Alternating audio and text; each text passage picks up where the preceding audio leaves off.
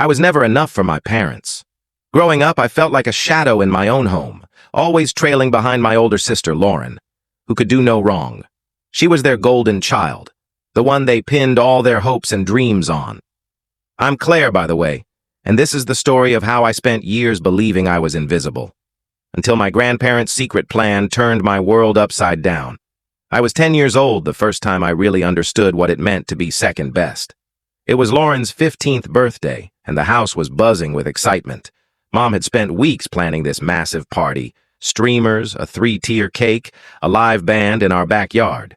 She'd even hired a photographer to capture every moment of Lauren cutting the cake, laughing with her friends, opening her gifts.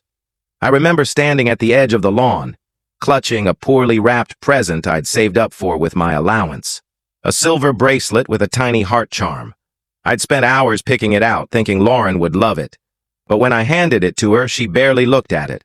Just tossed it onto the gift table with a quick, "Thanks, Claire." Mom didn't even notice. She was too busy fussing over Lauren's dress, making sure every curl of her hair was perfect. Later that night, I overheard Mom talking to Dad in the kitchen. "Lauren's going to do big things," she said, her voice glowing with pride. "She's got it all: beauty, brains, charm. We just need to make sure she has every opportunity." Dad nodded, like it was the most obvious thing in the world.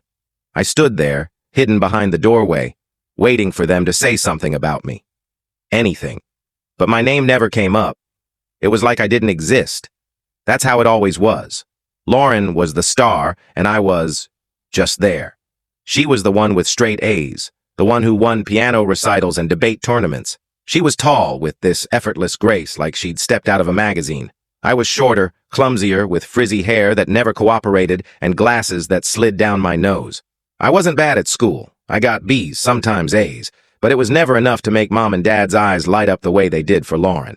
They'd spend hours driving her to extracurriculars, paying for private tutors, buying her new outfits for every event. Meanwhile, I got hand-me-downs and a pat on the head if I was lucky. It wasn't just the big moments either. It was the little things that cut the deepest. Like when I'd come home excited about a drawing I'd made in art class, and Mom would glance at it, say, "That's nice, Claire," and then turn right back to Lauren's latest essay or science project. Or how Dad would always ask Lauren about her day at dinner. But when I tried to share something, he'd nod absent-mindedly, his eyes already drifting back to her. I started to feel like I was shouting into a void, like no matter what I did, I'd never be seen. I tried so hard to be okay with it. I told myself I can tell what happened in the short video, full video on my channel link in below.